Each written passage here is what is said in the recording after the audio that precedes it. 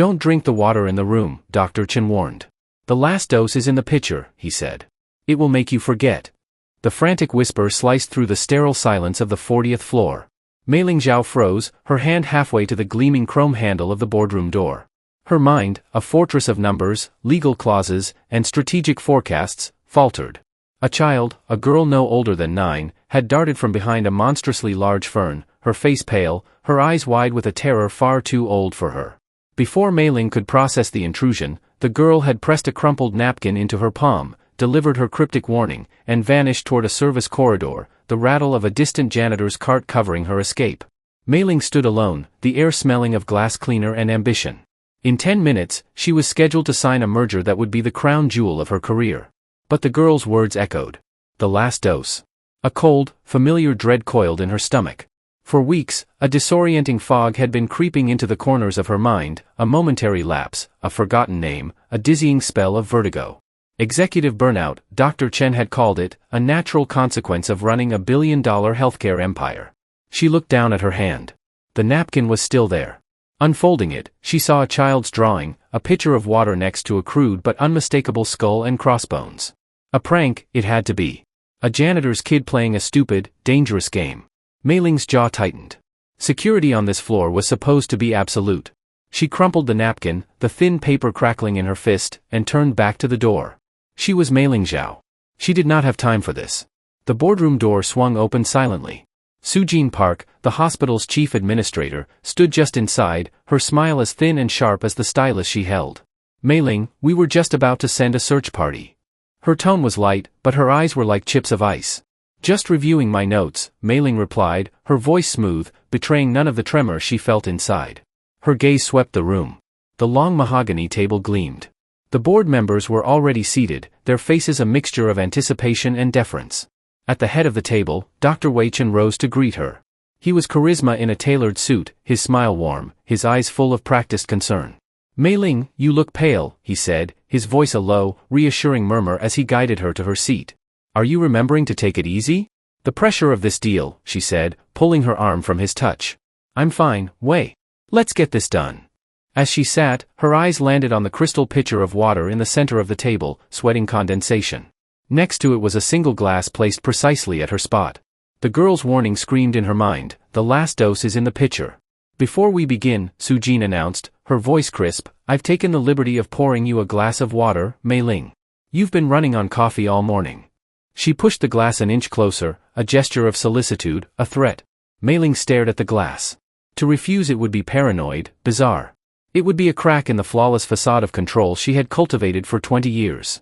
And yet, the fog, the moments of lost time, the unsettling feeling that her own mind was betraying her.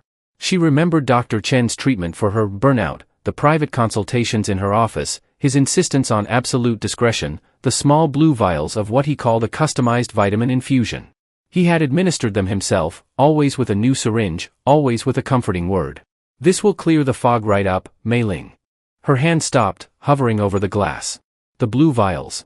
The skull and crossbones. It will make you forget. She drew her hand back slowly and folded it in her lap. I'm fine, Sujin. Let's proceed with the presentation. A beat of silence stretched thin and tight. She saw Sujin exchange a look with Wei, a flash of pure cold fury that was gone in an instant. Of course, Dr. Chen said, his smooth charm snapping back into place. He tapped a button, and the screen behind him lit up. The meeting began, but Mei Ling heard nothing. Her thoughts were a maelstrom. She wasn't just tired. She wasn't burning out. She was being poisoned. And the little girl with the terrified eyes had just saved her life. Down in the cavernous basement of the hospital, Hiroshi Tanaka's hands were shaking. He gripped the handle of his mop until his knuckles turned white, the familiar scent of antiseptic doing nothing to calm the frantic hammering in his chest. Aiko sat on an overturned bucket beside him, her small shoulders hunched. She hadn't said a word since he'd found her hiding in a linen closet on the pediatric wing, her face streaked with tears. Aiko, talk to me, he pleaded, his voice low. What happened up there? You know you're not supposed to go to the executive floors. I had to, Daddy, she whispered, her voice choked. I heard them. They were going to hurt her. Hiroshi knelt in front of her, his worn work pants soaking up dampness from the concrete floor. Heard who? Dr. Chen and the lady with the red lipstick, Aiko said, her eyes welling up. Mississippi Park. I was in the little room next to the big meeting room. The one with the broken lock where you keep the extra cleaning stuff. Hiroshi knew the one. A forgotten storage closet on the 40th floor, its door hidden behind a decorative panel. He'd told Aiko she could sit in there and read sometimes, thinking it was the safest, most invisible place in the entire building. I was just drawing, Aiko continued, her words tumbling out, and I heard them talking in the room next door. The vent was open a little. Dr. Chen said, the last dose is in the picture. It's untraceable after an hour. When she signs that merger agreement, she'll be so confused she won't even remember her own name. The board will have no choice but to invoke the medical clause and remove her. Hiroshi's blood ran cold. He felt the floor tilt beneath him. Remove who, Aiko? The CEO lady, she said, her lip trembling. Miss Xiao. Mississippi Park laughed and said, it's a shame. All that power undone by a glass of water. They said she'd be finished, and they could finally bury the trial data before the new partners found it. He stared at his daughter, at the terrifying clarity in her eyes. This wasn't a child's fantasy. This was real. His quiet, observant Aiko had stumbled into the middle of a waking nightmare. He had spent his life trying to be invisible, to keep his daughter safe from a world that had already taken too much from them. And now she had walked into the path of a monster. You gave her a note? He asked, his voice barely a whisper. Aiko nodded, pulling a crayon stub from her pocket. I didn't know what else to do. I drew what I heard them say. He pulled her into his arms, holding her tight against his chest, his mind racing. Dr. Chen, Sujin Park, they were two of the most powerful people in the hospital. Untouchable. Who would ever believe the word of a janitor's daughter against theirs? He felt a surge of pure, primal fear, not for himself, but for Aiko. If they knew what she'd heard, what she'd done. He gently pushed her back, holding her by the shoulders, his gaze intense. Aiko, listen to me very carefully, Hiroshi said, his voice low and urgent. You did a very brave thing, a very good thing. But now you can't say another word about this to anyone. Not to the nurses, not to your friends, not to anyone. Do you understand? But they're bad people, Daddy, Aiko cried softly, her voice trembling. I know, he said, his throat tight. And we're going to be very, very careful because bad people don't like it when their secrets get out. He stood up, his mind shifting from fear to a cold, hard resolve.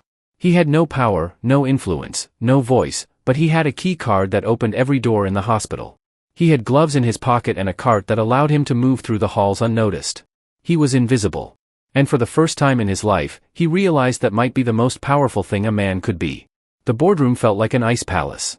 The chilled air did nothing to cool the feverish heat behind Mei Ling Zhao's eyes. She stood at the head of the table, a remote in her hand, clicking through slides that belonged to another woman's life. Her voice was steady, a marvel of muscle memory. She spoke of market shares and synergistic growth, but in her mind, a single phrase repeated on a loop, the last dose is in the picture. She didn't look at Dr. Chen or Sujin Park. She looked at the faces of the board members, men and women she had known for years, and wondered how many of them were waiting for her to falter, to prove she was no longer fit to lead. Every smile felt like a threat. The fog in her mind was thick with fear and adrenaline. She knew they were watching her, Chen and Park, their gazes like a physical weight, waiting for the crack to appear. She clicked to the final slide. As you can see, she said, her throat dry, the transition will be seamless. The room broke into polite, satisfied applause. The merger was approved. It was the biggest victory of her career, and it felt like a death sentence. As the meeting dissolved, Dr. Chen was at her side instantly, his hand on her elbow. His touch felt like a brand. Mei Ling, are you all right? You barely said 2 words that weren't on the slides. His voice was slick with concern. You didn't touch your water.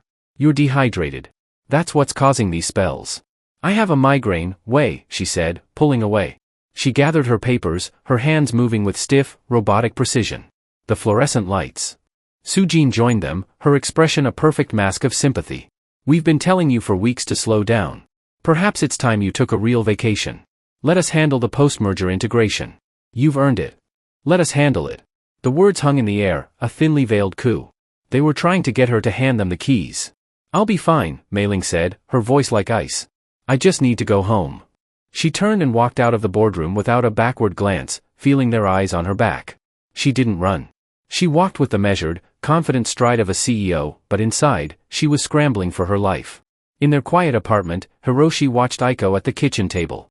She was trying so hard to be normal, coloring a picture of a star-filled sky, but he saw the tension in her small shoulders, the way her crayon pressed down too hard. He had made her promise twice not to speak of what happened. He saw the weight of that secret. I'm going to be late tonight, sweet pea, he said, forcing a casual tone. They've scheduled a deep clean of the surgical suites. I need you to stay with Mrs. Kim next door. Aiko looked up, her eyes searching his. Are you going to look for evidence, Daddy? Like a detective? The question hit him like a punch. I'm just going to do my job, he said, smoothing her hair. My job is to clean things up and to keep you safe. Everything else will take care of itself. It was a lie, and they both knew it. Hours later, at night, the hospital was a different creature, hushed and humming. Hiroshi moved through the corridors with his cart, his pace steady, his expression placid. He was a ghost in a gray uniform, a part of the building's machinery, utterly invisible. He took the service elevator to the 40th floor. The executive wing was deserted. He mopped the floors with practiced strokes, his ears straining for any sound. When he was sure he was alone, he slipped into the kitchenette where the executive assistants worked and found the recycling bin for Mei Ling Zhao's office. His heart hammered against his ribs. Pulling on a pair of thick latex gloves, he carefully lifted the bag out. It was mostly paper and empty coffee cups. He methodically sorted through it on the counter, his breath held tight in his chest. Then he saw it. At the very bottom, tucked inside a tissue, was a small, empty glass vial with a blue plastic cap. Next to it was the crinkled plastic wrapper of a disposable syringe. It was exactly as he imagined it, the proof. His breath escaped in a shaky hiss. This was real. He was holding the weapon. He knew evidence was everything. From his cart, he took a fresh, clear trash bag. He carefully placed the tissue containing the vial and the wrapper inside, twisted the top, sealed it with a knot, and then placed that bag inside another one. He hid the package in a compartment in his cleaning cart beneath bottles of ammonia and bleach. He finished his work, his movements automatic, his mind 1,000 miles away. He had crossed a line. He was no longer just a janitor. He was a witness. Holding evidence made him a threat. Back in the basement locker room, Hiroshi stared at the double-bagged vial. It was so small, yet it held the power to ruin lives, including his and Aiko's. For a moment, he thought about throwing it in the incinerator, forgetting everything. But then he thought of what they planned to do to Miss Zhao, to steal her mind, her career, her life. If they could do this to a CEO, what could they do to him and his daughter? Running wasn't safety. It was just a different cage. Mei Ling sat in the dark of her penthouse, the glittering city a distant, cold spectacle. She hadn't turned on a light. The shadows felt safer. She had spent hours replaying every conversation she'd had with Wei Chen for the past 6 months. Every, you look tired, Mei Ling. Every, let me help you. It was all a slow, methodical campaign to make her believe she was losing her mind, to isolate her, to make her trust no one but him. And it had almost worked. If it weren't for that little girl, who was she? The daughter of a janitor, she'd assumed, from the rattling cart.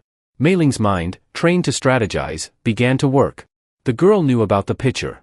She knew Dr. Chen's name. This wasn't a guess, it was specific intelligence. The father, the janitor, might know something. Or, if he didn't, he was the only connection she had to the one person who told her the truth. It was a desperate, insane idea to place her trust in a complete stranger, a man who pushed a mop for a living. It violated every rule of her carefully constructed world. But that world was a lie. Her friends were enemies. The old rules no longer applied. Mei Ling Zhao stood, a ghostly silhouette against the city lights. She didn't know the janitor's name or where he lived. But she knew where he worked. And she knew that in a hospital full of liars, the man who cleaned up their messes might be the only one she could trust. She had to find him. It was the only move she had left. The next morning, the city awakened to a pale sunrise. Mei Ling Zhao did not. She hadn't slept. She sat at her granite island, a laptop open, the glow illuminating the exhaustion on her face. For hours, she had been a ghost inside her own company's network. She couldn't just ask for a janitor with a 9-year-old daughter. The question itself would be a red flag that would get back to Sujin Park within the hour. The approach had to be silent, invisible. She bypassed the usual channels, going straight into the raw data of the human resources server. She pulled up the roster for environmental services, then cross-referenced it with employee dependents. Her fingers flew across the keyboard, her search parameters narrowing: male employee, single, 1 dependent, female, age 9. The search completed. A single file loaded. Hiroshi Tanaka. Employee ID 7742. Start date, December 9, 2021. Department, EVS Night Shift. Dependent, Aiko Tanaka. DOB, May 16, 2016. A photo ID stared back at her, a man in his late 30s, his face weary but kind, his brown eyes looking straight into the camera with quiet resilience. Hiroshi Tanaka. She scanned the file, address, phone number, a clean record. This was him. A wave of something akin to hope, fragile and unfamiliar, washed over her. She wrote down the address, then scrubbed her search history from the server logs, leaving no footprints. Her fortress had a back door, and she had just learned how to use it. The neighborhood was a world away from her own. Modest brick apartment buildings stood shoulder to shoulder. Mei Ling sat in her parked Audi, the engine off, the supple leather of the seats feeling alien. She watched children play on a patch of worn grass. She checked the address again. This was it. Taking a deep breath, she got out of the car. Her tailored suit and expensive heels felt like a costume. Every step up the concrete walkway to apartment 2B felt like a step off a cliff. She raised her hand to knock, her knuckles hesitating. What was she even going to say? The door opened before she could knock. Hiroshi Tanaka stood there, dressed in a simple t-shirt and jeans. His eyes widened in shock for a fraction of a second before a guarded, shuttered expression took over. He recognized her instantly. "Miss Xiao," he said, his voice flat, but his body tense. He made no move to let her in. "Mr. Tanaka," she replied, her own voice sounding unnaturally formal. "May I have a word with you? It's important." He glanced behind him, back into the apartment, a flicker of fear in his eyes. He was thinking of Aiko. "I think you have the wrong apartment," he said, his hand moving to close the door. "We have nothing to talk about."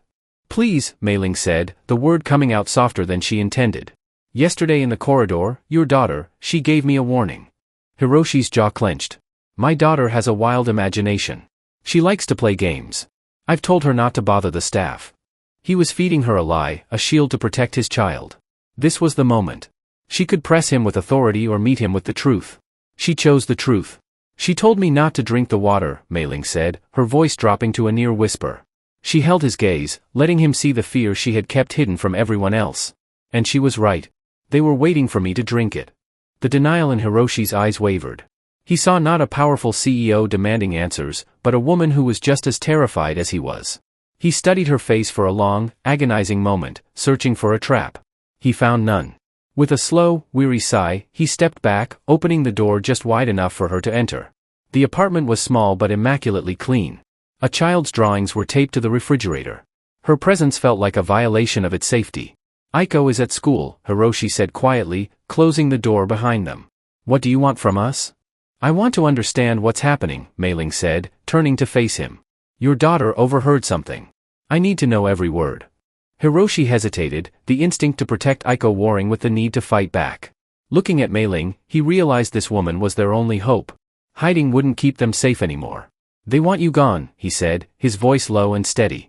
"Dr. Chen and Mississippi Park. They were in a room near where Aiko was. They talked about a last dose in the water. They said it would make you so confused you couldn't sign your own name. That the board would have to remove you." Mei Ling sank onto a dining chair, the strength draining from her legs. Hearing it confirmed made it brutally real. "Why?" she whispered. "What did they say?" "Something about trial data," Hiroshi said, watching her carefully. "They said they had to bury it before the merger, before anyone else could see it." Trial data. The phrase triggered a faint, foggy memory. A research program Dr. Chen had championed years ago for neurological disorders. It was quietly shelved after adverse reactions. Chen had assured her it was nothing. Another lie. She looked up at Hiroshi, this quiet janitor who had just handed her the missing piece of the puzzle. "They've been drugging me for weeks," she admitted, the confession tasting like ash. "Injections, blue vials, calling it a vitamin treatment for burnout." Hiroshi's expression hardened. He walked over to a small kitchen cabinet, unlocked it with a key, and removed a clear, double-knotted plastic bag. He placed it on the table between them. Inside the bag was a small, empty blue vial and a syringe wrapper. Mei Ling stared at it, her breath catching. It was identical to the ones Chen had used. "Where did you get this?" "From the trash in your office," he said simply. "I wore gloves. I thought it might be important." A wave of disbelief and overwhelming gratitude washed over her. This man, this stranger, had not only believed his daughter but had taken an incredible risk, acting with foresight and care that was stunning. He hadn't just been a witness. He'd become a protector. "You have no idea what you've done, Mr. Tanaka," she said, her voice thick with emotion. "Hiroshi," he corrected her gently. "And I think I do. I decided I'm done letting my family get pushed around by people who think they're better than us." They looked at each other across the small table, the evidence lying between them. The hierarchy of the world had dissolved. They were no longer CEO and janitor. They were two people with a common enemy, bound by a child's bravery and a vial of poison. They were allies. They won't see us coming, Mei Ling said, a spark of her old fire returning. They think you're invisible, and they think I'm losing my mind. Let them, Hiroshi replied, a grim smile touching his lips. Let them think whatever they want. Right up until the moment we take everything from them. The vial on the table was a declaration of war. Mei Ling's strategic mind, dormant in a fog of poison, came roaring back to life. Okay, she said, her voice decisive. This is what we have. A motive, they need to bury incriminating trial data before the merger. A method, drugging me to make me appear incompetent so they can seize control. And now, a weapon. She gestured to the bagged vial. This is our starting point. Hiroshi nodded, his expression serious. We can't go to the police with this. It's my word, my daughter's word, and one empty vial. They'll laugh us out of the building. You're right, Mei Ling agreed. We need more. I need to find that trial data. It won't be on the general servers. Chen's not that stupid. It will be in a legacy archive, firewalled, or on physical hard drives. I can search for it, but I have to do it without tripping any digital alarms. Second, we need to connect Wei to this. She tapped the plastic bag. We need to know what it is. I can help with that, Hiroshi said. The vials had to come from somewhere private. His office is the place to start looking for a supplier, a receipt, anything. Mei Ling looked at him, a newfound respect in her eyes. His office is on the executive floor. It's locked. Alarmed. I have a master key, Hiroshi said simply. And the night shift security guards don't look twice at the cleaning crew. They're too busy watching the monitors. I can get in. The plan formed in the space between them, fragile and dangerous. Mei Ling would hunt for the digital ghost of the trial data, playing the part of the frail, faltering CEO. Hiroshi would become a real ghost, moving through the halls to find the physical source of the poison. You have to be careful, Hiroshi, Mei Ling said, her voice tight with concern. If they catch you. They won't, he said, a grim certainty in his tone. They don't see me. That's the one advantage we have. The next day, Mei Ling felt like she was on a stage. Every gesture was a performance. She arrived late to her morning briefing, feigning a headache and speaking slowly as if struggling for her words. She saw the looks exchanged between the other executives, pity from some, predatory opportunism from others. Sujin Park watched her with the cool assessment of a scientist observing a specimen in its final throes. Later, Dr. Wei Chen appeared in her office, his face a mask of deep, compassionate concern. Mei Ling, you look terrible, he said, closing the door. I'm worried about you. I have another of your infusions ready. It will help. He opened his medical bag, and Mei Ling's heart seized as she saw the small, familiar blue vial. She forced a weak smile. Thank you, Wei. But no, I saw my personal physician this morning. He ran some blood work and wants me on simple bed rest. No more supplements until he gets the results. It was a plausible lie, a shield she and Hiroshi had constructed. Chen froze, his hand hovering over the vial. Your personal physician? I could have sent him my notes. It was a last-minute appointment, Mei Ling said, pressing a hand to her temple. I'm just so exhausted. I think I'm going to work from home. She watched him, and for the first time, she saw the predator behind the charm. His eyes were cold, his smile suddenly tight. Her refusal had complicated his plan. Of course, he said, his voice strained. Rest is the best medicine. He put the vial away and left. The moment he was gone, Mei Ling turned to her computer. The performance was over. The hunt was on. She dived deep into the hospital's archives, searching for a ghost named Project Chimera, a name she hadn't thought of in 5 years. That night, Hiroshi moved his cart down the silent, carpeted 40th floor corridor, his heart pounding. He reached Dr. Chen's office. The nameplate on the door gleamed. He took a deep breath, his gloved hand closing around the master key. He glanced down the hall, empty. He slid the key into the lock and slipped inside, closing the door behind him. He used a small penlight, its narrow beam cutting through the gloom of the immaculate office. He moved quickly, methodically. He started with the desk drawers. Nothing. He checked the credenza. On top sat a heavy-duty paper shredder, it's been full. Taking the contents was too risky. But then he saw it, a single thin strip of paper that missed the shredder's teeth, clinging to the machine's edge by static. He carefully peeled it off. It was a fragment from a shipping invoice. Most of the words were gone, but he could make out a few key phrases: Nova Compounding Pharmacy, Rush Order, ACCT #WC7, and a single chilling word, neuromodulator. A private pharmacy, a private account, a neuromodulator. This was the source. His victory was short-lived. He heard a faint ding from the private executive elevator. Footsteps. Someone was coming. Panic, cold and sharp, flooded his veins. He dived behind the large mahogany desk just as he heard a key in the lock. The door swung open, and the office lights flashed on. Hiroshi flattened himself into the knee-hole of the desk, praying the shadows would hold him. He saw a pair of polished Italian loafers. It was Dr. Chen. Chen was on his phone, his voice a low, angry hiss. The shipment has to be moved up. She's getting suspicious. I don't care what it costs. We'll need the final hard copies from the deep storage vault as well. Sujin is clearing our access for midnight. We shred everything tonight. Everything. Hiroshi lay motionless, not daring to breathe. Chen paced for a moment, agitated. He grabbed a file from a drawer and turned to leave. For one heart-stopping second, he paused, his gaze sweeping the room as if he sensed something was wrong. Hiroshi's world shrank to the space under the desk. Then Chen turned and walked out, switching off the lights. The door clicked shut. Silence returned. Hiroshi waited, counting to 200 before he scrambled out, his shirt soaked with sweat. He had the invoice fragment clutched in his hand, and he had something more valuable, a destination, the deep storage vault. A deadline, midnight. He slipped out of the office, his heart still slamming against his ribs. He pulled out the burner phone, his fingers fumbling with the keys as he typed a single urgent message. He knows he's destroying the rest of the evidence. Deep storage. Midnight. The text message glowed on Mei Ling's phone, a flare in the darkness of her office. He knows he's destroying the rest of the evidence. Deep storage. Midnight. The air left her lungs in a painful rush. The chess game was over. Dr. Chen had just tipped over the board. This was no longer strategy, it was a brawl. Deep storage. Mei Ling knew exactly what it was, a high-security vault in the hospital's sub-basement, a tomb for the hospital's paper past. It was a fortress, and Sujin Park held the keys. Access was restricted, logged, and monitored. To go there was to walk directly into their trap. Her fingers, cold and numb, flew across the screen of her burner phone. Sub-basement loading dock 7. Now.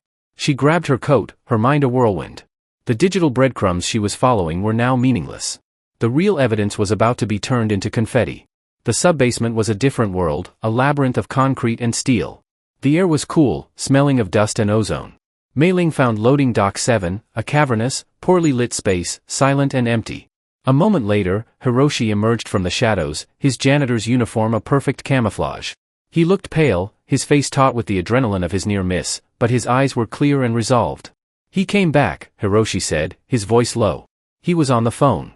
They're going to the vault at midnight to shred everything. He held out the tiny, precious fragment of paper.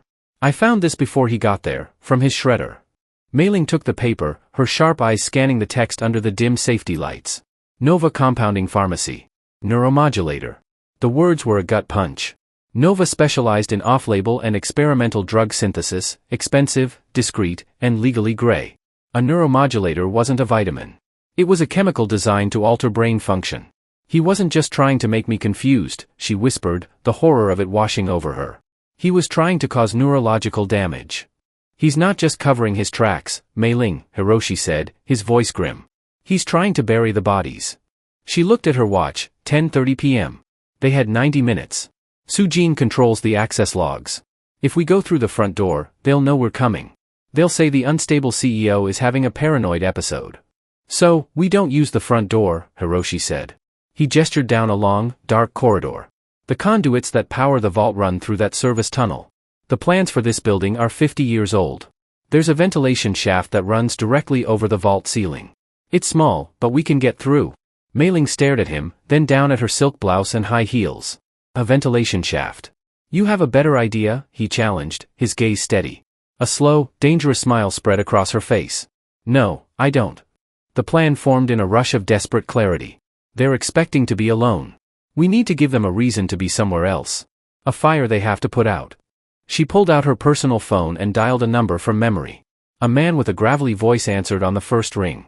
Mr. Lin, it's Mei Ling Zhao. I have an emergency. I need you to trigger a level 1 data corruption alert on the hospital central server. Target patient admission and financial systems. Make it look catastrophic. And I need it to happen at exactly 11:45 p.m. There was a pause. That's a bold move, Miss Zhao. It will cause chaos. Chaos is the point, Lin, she said. Send the bill to my private account. She hung up and looked at Hiroshi. That gives us a window. As chief of medicine, Chen will have to respond. As administrator, Sujin is responsible for the data's integrity. It will pull them both to the IT hub on the 5th floor. And while they're running upstairs, Hiroshi finished, a spark of grim excitement in his eyes, we'll be crawling downstairs. He disappeared for a moment, returning with a small canvas tool bag containing 2 headlamps and a pry bar. He handed one of the headlamps to her. It's going to be dark, he said, and dirty. Mei Ling strapped the headlamp to her forehead without hesitation. She kicked off her expensive heels, leaving them abandoned on the concrete. She stood before him in her stocking feet.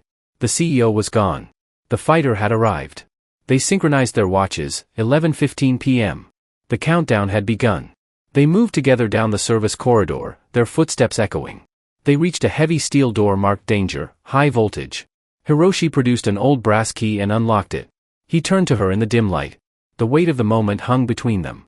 They were about to break into a secure vault based on a child's testimony and a scrap of paper to stop 2 of the most powerful people in the city.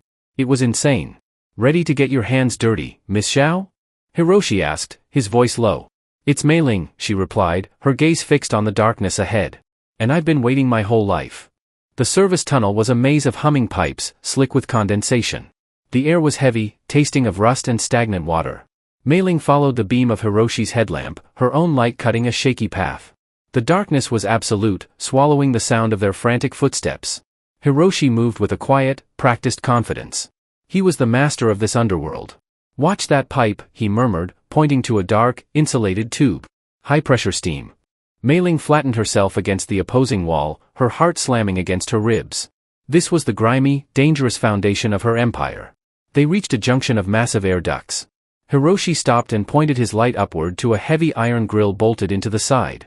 Here. This shaft runs directly over the vault. Just as Hiroshi pulled the pry bar from his bag, Mei Ling's burner phone vibrated. The screen lit up. The dragon is loose. Almost immediately, a subtle change rippled through the building. A distant, rhythmic clanging began, a fire alarm, shutters descending far above. That's our cue, Mei Ling said, her voice tight. The diversion just hit. Chen and Park are on the move. The pressure was immense. Hiroshi wedged the pry bar into the grill's edge and heaved. The old metal groaned in protest, a screech that echoed down the tunnel. They wouldn't hear it over the building's noise. He grunted, and with another powerful shove, the metal shrieked, and a corner of the grill popped free. He worked it open enough to squeeze through. He scaled a nearby conduit, then reached down for Mei Ling. Give me your hand. His grip was strong and steady, pulling her up into the pitch-black maw of the ventilation shaft. Inside, the world shrank to the narrow beams of their headlamps. Dust, thick as felt, coated every surface. The air was stale. They crawled on hands and knees, the cold metal unforgiving beneath them. After what felt like an eternity, Hiroshi stopped. He shone his light down through a grate in the floor of the shaft. We're here. Mei Ling crawled beside him and peered down. Below them was the deep storage vault, a vast, sterile room lined with rows of industrial shelving. In the center, a heavy-duty industrial shredder sat like a malevolent idol. Next to it were 3 large carts piled high with gray storage boxes, their boxes. The room was empty. The diversion worked. Hiroshi lifted the grate and lowered himself down, dropping the last 10 feet with a soft thud. He looked up at Mei Ling. Come on, I'll catch you. She didn't hesitate, dropping into his arms. Project Chimera, Mei Ling said, her voice a hushed command. The trial was shut down 5 years ago. Look for archives from that period. They split up, their headlamps cutting frantic paths through the rows of shelves. The silence was deafening. Then Mei Ling saw it. Tucked away in a forgotten corner was a small section of shelves. A simple label on the rack read, Chimera NVT Phase 1. Hiroshi, she breathed, over here. He was at her side in an instant. He pulled down one of the heavy boxes, and Mei Ling flipped open the lid. Inside were dozens of thick manila patient folders. She pulled one out and opened it. The contents stole the air from her lungs. It was worse than she ever imagined. The first few pages were standard clinical notes. Then came the photographs of patients, their faces first hopeful, then vacant. She saw doctors' notes describing uncontrollable tremors and rapid cognitive decline. She flipped to the back of the file and found a death certificate. Stapled behind it was a handwritten note from a junior researcher. Patient exhibited severe serotonin syndrome post-injection. Dr. Chen ordered records sealed. He didn't just bury bad data, Mei Ling whispered, her voice shaking with rage. He buried people. She dug deeper, finding a stack of authorization forms for the project. At the bottom of each page was a familiar, elegant signature, her own. Chen had buried her in here with them, getting her to sign off on documents she'd never read, making her the official sponsor of his monstrous experiment. We have it, Hiroshi said, his voice tight. We have everything. He began pulling more boxes from the shelf, stacking them to carry out. They had to move. But just as he lifted a second box, a sound cut through the sterile silence, a soft electronic beep followed by a click. They both froze, their heads snapping toward the vault's main entrance. A thin sliver of light appeared under the massive soundproof door. Someone had just swiped a key card. The low, powerful hiss of the door's hydraulic lock disengaging echoed through the room like the drawing of a final, fatal breath. They were trapped. The door was opening. The hiss of the hydraulics was the sound of the world ending. The massive steel door slid open, flooding the entrance with the harsh light of the corridor. Mei-ling and Hiroshi were frozen, exposed. In the doorway stood two broad-shouldered security guards. From behind them, Dr. Wei Chen stepped into the vault. He was not panicked. He was smiling. The server crash wasn't a diversion for them. It was a trap for her. Mei-ling, Chen said, his voice dripping with mock sympathy. I knew you were having difficulties, but I never imagined this. Breaking into a secure archive and involving the janitorial staff. This is a sad new low. You won't get away with this, Wei, Mei-ling spat, her voice trembling with a rage so pure it burned. Chen chuckled. Get away with it, my dear? I already have. You, on the other hand, he gestured to the guards. You will be escorted to the hospital's psychiatric wing for an emergency evaluation. You've been under extreme stress. You're clearly having a breakdown. Tragic, really. One of the guards took a step forward. Hiroshi instinctively moved in front of Mei-ling, shielding her with his body. He held the heavy pry bar like a weapon. Stay back, he growled. Chen's eyes narrowed. Don't be a fool, Tanaka. You're a janitor playing hero. Give it up, and I might convince Mississippi Park not to press charges. You might even keep your job. The files, Mei-ling said, her voice low and urgent to Hiroshi. The files are everything. In that split second, their eyes met. An entire conversation passed between them without a word. The mission was not to escape together. The mission was for the evidence to escape. Go! Hiroshi bellowed, and he acted. It was not a calculated move, it was a primal roar of defiance. He shoved the cart loaded with the chimera boxes toward the guards with all his might. The heavy cart careened down the aisle, forcing them to jump back. At the same moment, Hiroshi swung the pry bar and smashed it against the emergency release valve of a fire suppression pipe along the ceiling. A deafening hiss exploded as the pipe ruptured. A thick, billowing cloud of CO2 gas flooded the room, a freezing, suffocating fog that instantly obscured everything. Alarms blared, strobing red lights cutting through the white chaos. Get her! Chen screamed, his voice muffled. Hiroshi grabbed Mei-ling's arm. The shaft. It's our only way out. Blinded and choked by the fumes, they scrambled back toward the ventilation opening. Mei-ling could hear the guards coughing and shouting behind them. Hiroshi shoved her toward the wall. Climb! I'm right behind you. She found the shelving and hauled herself up, her lungs burning. She pulled herself into the shaft just as a hand grabbed her ankle. She kicked out wildly, connecting with something solid. The hand let go. Hiroshi, she screamed into the chaos.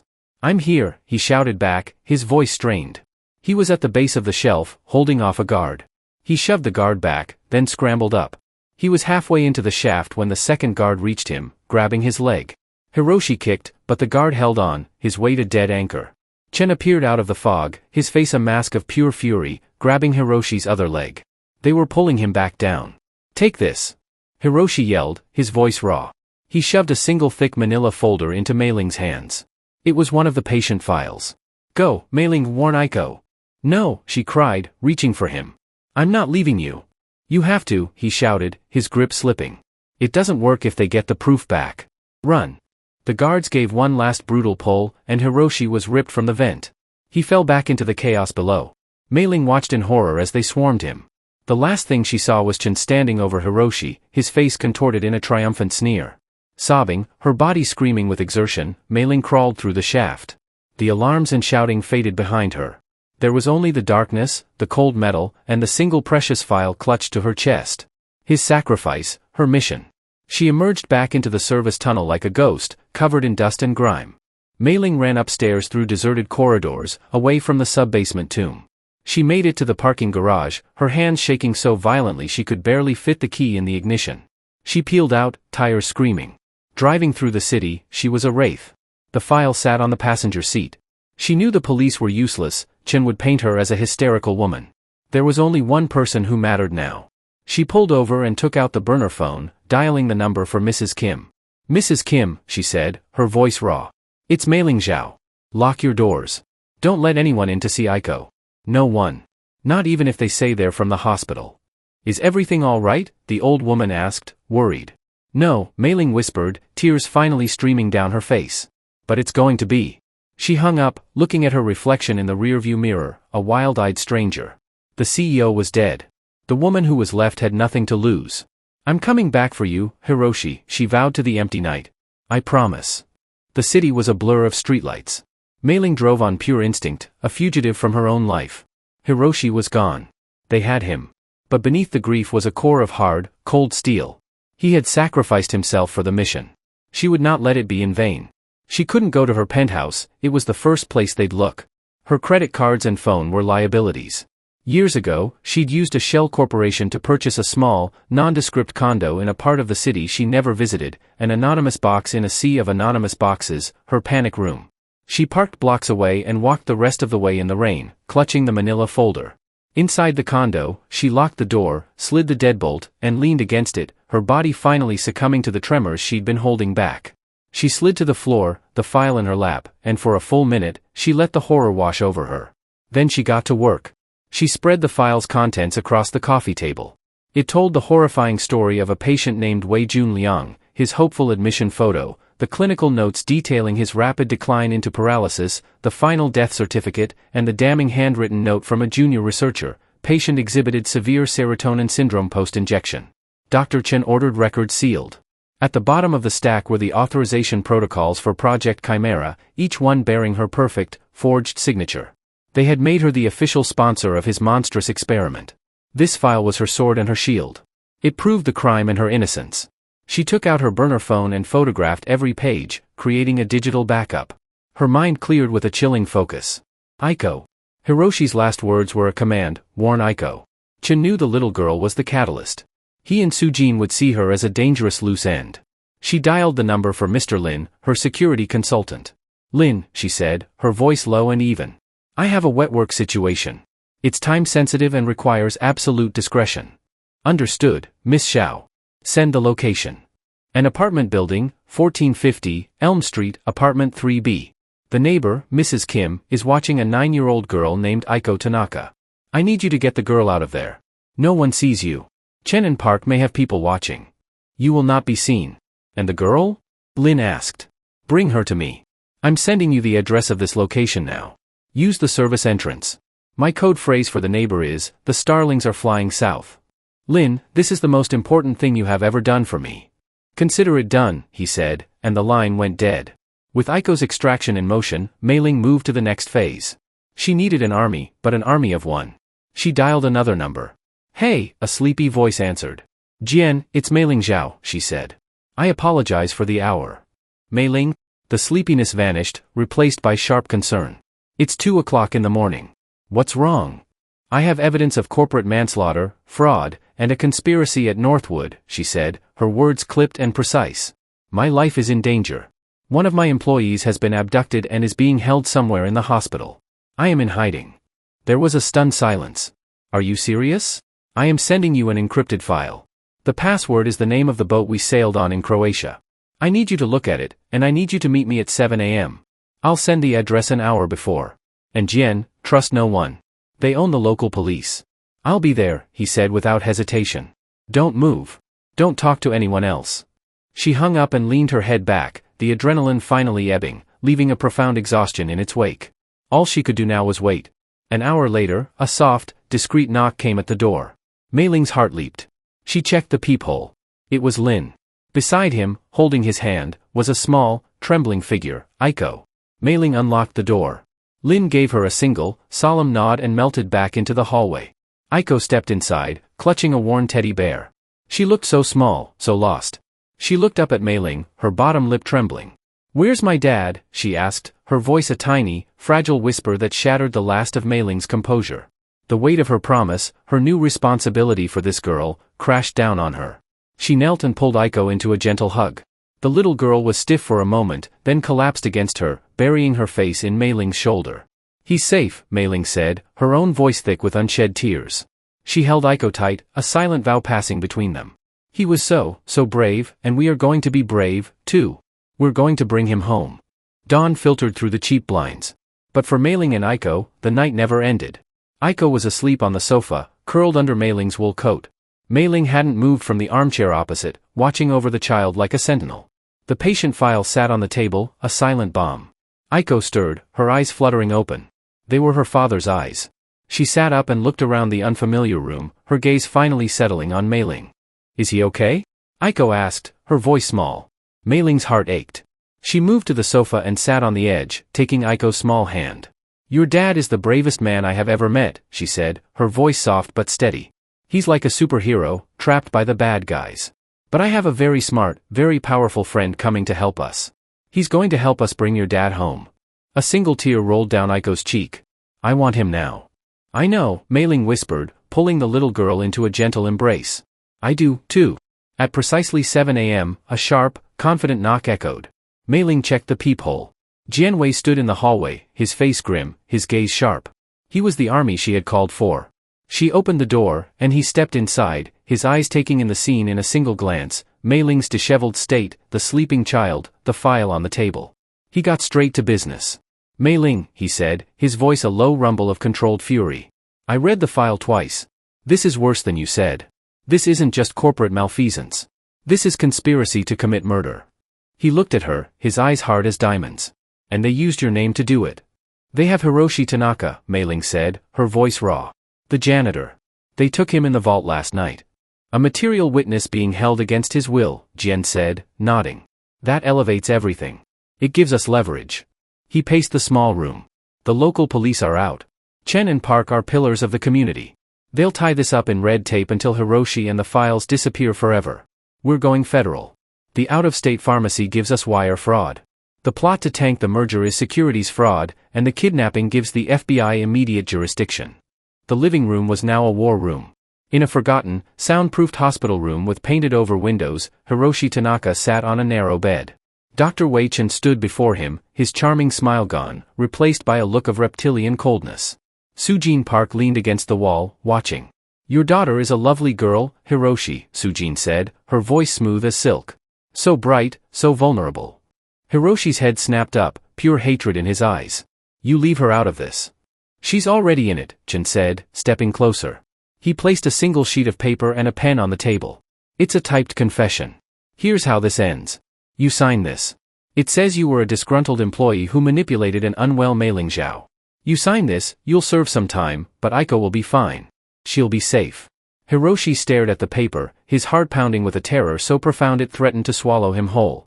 "And if I don't sign?" he asked, his voice a hoarse whisper. Sujin pushed off the wall. "Accidents happen every day. Children fall on playgrounds. It would be a tragedy." Hiroshi looked from her face to Chen's. He saw no bluff, only the dead eyes of monsters. But he also thought of Mei Ling and the file he gave her.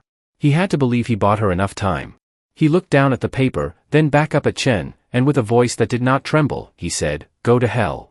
Back in the condo, Jian was on the phone, his tone clipped, urgent, and brooking no argument. Mei Ling watched him, her future hanging on this call. Aiko was at the coffee table now, quietly drawing. "Listen to me, Marcus," Jian said into the phone. "I am sending a file to your secure server right now. The password is Chimera. It contains proof of manslaughter and a corporate conspiracy at Northwood Hospital. My client, the CEO, is with me. They are holding her key witness hostage inside the hospital as we speak. This is not a white-collar case anymore. It's a ticking clock." He listened for a moment, his jaw tight. "You have 1 hour. I want a federal search and seizure warrant for the Northwood sub-basement archives and Dr. Wei Chen's office. And I want a federal team ready to execute it. Yes, the AUSA for the Southern District. Get her on the phone. Tell her Jianwei is calling in the only favor he's ever asked for." He hung up, the silence in the room deafening. He turned to Mei Ling. "Marcus Thorne at the FBI," he explained. "He's the best. He's taking it directly to Assistant U.S. Attorney Anna Sharma. If anyone can get a federal judge to sign a warrant this fast, it's her." He looked at the clock. "We have a chance." Mei Ling looked over at Aiko, who held up her finished drawing. It was a picture of her father with a superhero cape, breaking the bars of a cage. A fragile, ferocious hope bloomed in Mei Ling's chest. The monsters had underestimated the janitor, the CEO, and the unbreakable love of a father for his daughter. The counteroffensive was launched. Now they had to pray it was fast enough. The hours in the condo crawled by, each one a lifetime.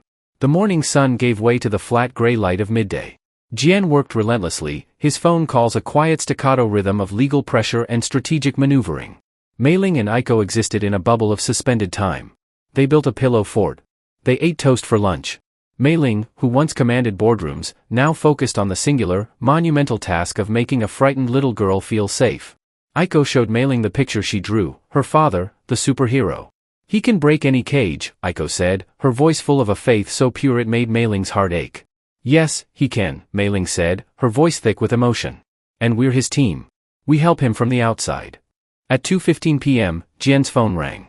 He listened, his expression unreadable. He said only 2 words, "They're in." He hung up and looked at Mei Ling. "The warrant was signed an hour ago. The federal team is executing it now. They've secured the sub-basement archives. They're moving on Chen's office." He paused, taking a breath. "It's time. They want us at the hospital."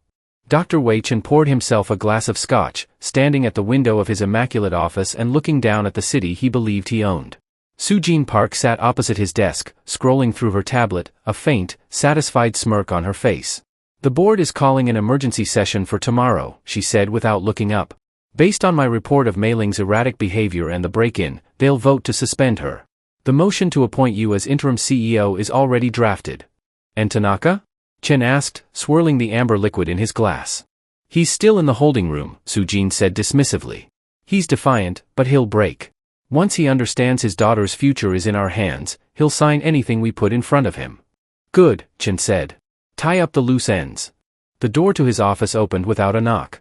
A man in a dark, impeccably tailored suit stepped inside, flanked by 2 other agents. He held up a badge. "Dr. Chen, Mississippi Park, my name is Special Agent Thorne with the FBI. We have a warrant to search these premises." Chen's smile froze. Su-Jin's head snapped up, her eyes wide with disbelief. "This is absurd," Chen sputtered, a flush creeping up his neck. "On what grounds?" A woman stepped in behind the agents. She was sharp, poised, and her eyes radiated an authority that eclipsed everyone in the room. "On the grounds of conspiracy to commit wire fraud, securities fraud, and kidnapping," Assistant U.S. Attorney Anna Sharma said, her voice cutting through the air like a scalpel. "And we can add corporate manslaughter to that list." She held up a tablet, the screen showing a crystal-clear image of the file Mei Ling had photographed, a page detailing the death of Wei Junliang. The color drained from Chen's face. Su-Jin opened her mouth to speak, but for the first time in her life, no words came out. "Agents," Sharma said calmly, "secure their devices and take them into custody." Simultaneously, in the cold, windowless room in the hospital's underbelly, the lock on Hiroshi Tanaka's door clicked. He looked up, expecting Chen. The door swung open, but it wasn't Chen. It was 2 FBI agents in tactical vests. "Hiroshi Tanaka?" one asked. Hiroshi could only nod, his throat tight. The agent smiled, a small, kind gesture. "You're safe now. We're here to take you home."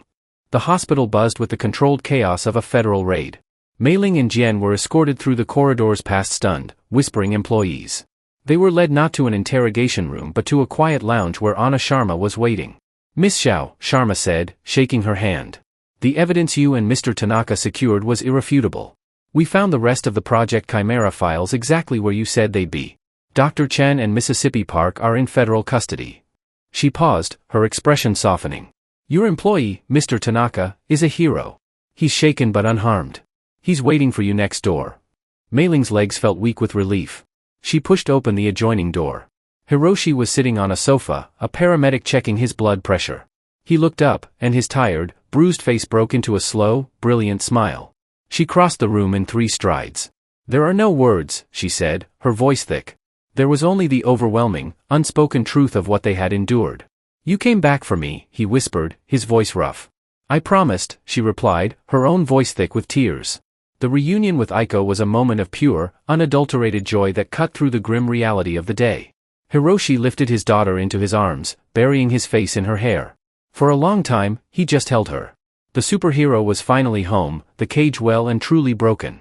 6 months later, the snow fell, laying a blanket of clean, quiet white over a small house with a big front porch. The headlines had faded.